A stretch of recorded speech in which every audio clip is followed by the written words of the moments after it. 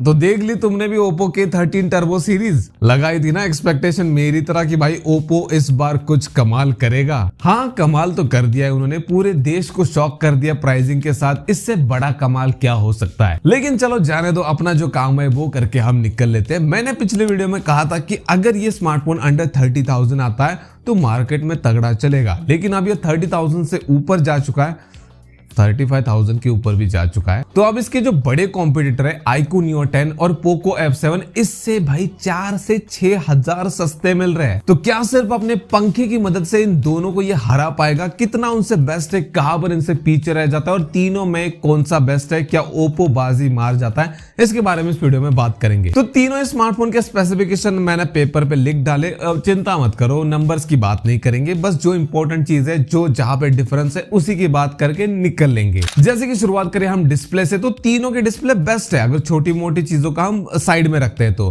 तीनों में तुम्हें बड़ा डिस्प्ले मिलेगा, 1.5 के रिजोल्यूशन है, एमोलेड डिस्प्ले, उसके अलावा तीनों के डिस्प्ले ब्राइट है और तीनों में फ्लैट डिस्प्ले मिलता है। लेकिन अगर हम छोटी मोटी चीजों को ऐड करें तो फिर पता चलता है कि भाई थोड़ा बेटर iQOO Neo 10 का डिस्प्ले, क्योंकि उसमें तुम्हें 144 हर्ट्ज का रिफ्रेश रेट मिलता है और वो ज्यादा ब्राइट है। ये मैं किस बेसिस पे बोल रहा हूँ, क्योंकि मैं तीनों स्मार्टफोन के पिक ब्राइटनेस को मेंशन करने वाला था, लेकिन देखा कि भाई ओप्पो वालों ने सिर्फ हाई ब्राइटनेस मोड को ही मेंशन किया है, पिक ब्राइटनेस तो बता ही नहीं। फिर मैंने हाई ब्राइटनेस मोड को लिखा, लेकिन फिर देखा कि भाई पोको वालों ने अपने हाई ब्राइटनेस मोड को ही मेंशन नहीं किया। हमारे यहाँ ऐसा ही होता है।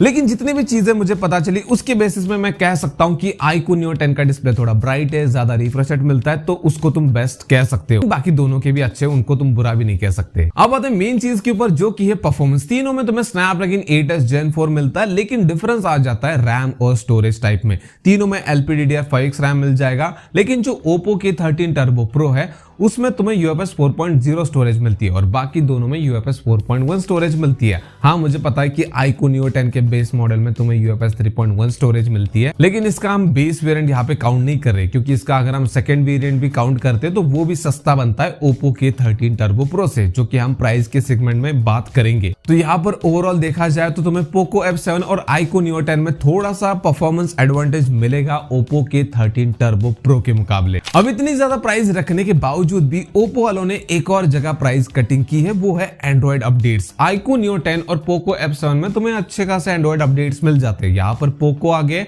4 साल के एंड्रॉइड अपडेट्स मिलते हैं, लेकिन iQOO Neo 10 में 3 साल के मिलते हैं। अब ये दोनों तो सही है, लेकिन ओप्पो जो सबसे ज्यादा पैसे ले रहा है वो सिर्फ 2 साल के अपडेट्स दे रहा है। और ऐसा भी नहीं कि एंड्रॉइड 16 के साथ आ रहा है, तीनों फोन एंड्रॉइड 15 के साथ आते हैं। और ओप्पो K13 टर्बो प्रो तो अभी लॉन्च हुआ है, वो दोनों तो लॉन्च हुए उनको महीने हो चुके हैं। अब ये तो कुछ भी नहीं, इससे बड़ी जो चीज है ना जिसकी वजह से लोगों का दिमाग खराब हो गया, जो कि इसके प्राइस को जस्टिफाई बिल्कुल भी नहीं करती, वो है इसका कैमरा सेटअप। तीनों फोन में तुम्हें ड्यूअल कैमरा सेटअप मिलता है बैक साइड में, लेकिन जो बाकी 2 स्मार्टफोन है, मतलब iQOO Neo 10 और Poco F7, उनमें तुम्हें काम का कैमरा सेटअप मिलता है। मतलब 50 मेगापिक्सल का मेन कैमरा तीनों में, OIS तीनों में मिल जाता है। लेकिन Poco F7 और iQOO Neo 10 में तुम्हें 8 मेगापिक्सल का काम का अल्ट्रा वाइड लेंस मिलता है। लेकिन ओप्पो वालों ने 38,000 रुपीज में तुम्हें सिर्फ मेन कैमरा दिया, सेकेंडरी कैमरा बस नाम के लिए, वहां पे उसका काम कुछ भी नहीं है। ऊपर से सेल्फी कैमरा के मेगापिक्सल्स भी कम है। हाँ, लेकिन लोगों को ओप्पो की सेल्फी पसंद आएगी, क्योंकि वो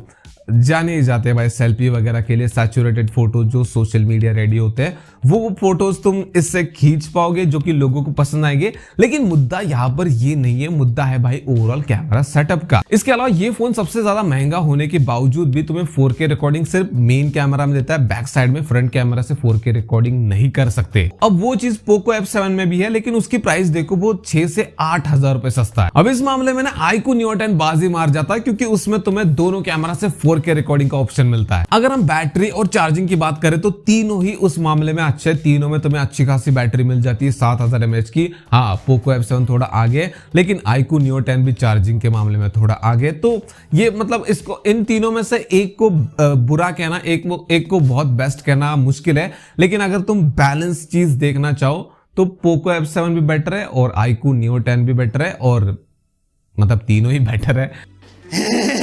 अब ओप्पो वाले ये कह सकते हैं कि हमारे पास रिवर्स चार्जिंग है, बाईपास चार्जिंग का सपोर्ट मिलता है, लेकिन रिवर्स चार्जिंग तुम्हें पोको F7 में भी मिलती है। 6000 रुपए सस्ता है वो फोन और उसमें तुम्हें बेटर रिवर्स चार्जिंग मिलती है। अब इसके अलावा बाकी चीजों की बात करें तो इन डिस्प्ले फिंगरप्रिंट स्कैनर तीनों में मिल जाएगा। वाईफाई 6, वाईफाई 7, ब्लूटूथ वर्जन 5.4, किसी में ब्लूटूथ वर्जन 6 है, ड्यूअल स्टीरियो स्पीकर वगैरह मिल जाते हैं। अब अगर हम प्राइसिंग की बात करें तो मैं यहाँ पर तीनों के 8GB प्लस 256GB वेरिएंट को कंपेयर करने वाला था, लेकिन पोको यहाँ पर भाई एप्रिसिएशन फिर से डिजर्व करता है कि तुम्हें 20 वेरिएंट में ही 12GB रैम मिलती है। तो अगर हम तीनों के इन वेरिएंट्स की बात करें तो 8GB प्लस 256GB वेरिएंट जो K13 टर्बो प्रो का है वो 38,000 का मिलता है बिना कार्ड डिस्काउंट के, और वही iQOO Neo 10 का 34,000 का मिलता है, मतलब 4000 का डिफरेंस है। और वहीं पर अगर हम पोको F7 की बात करें तो 12GB रैम के साथ भाई ये फोन तुम्हें 6000 रुपए सस्ता मिलता है K13 टर्बो प्रो से। तो ये जो 4 से 6000 रुपए एक्स्ट्रा ले रहे ओप्पो वाले, वो किस चीज के लिए ले रहे हैं? वो फैन के लिए। अब इस फैन की बात चल ही रही है तो भाई इसमें तुम्हें 2 से 4 डिग्री टेम्परेचर कम देखने को मिल सकता है फैन की वजह से, लेकिन नेगेटिव बात यह है कि तुम्हें डस्ट रेटिंग नहीं मिलती।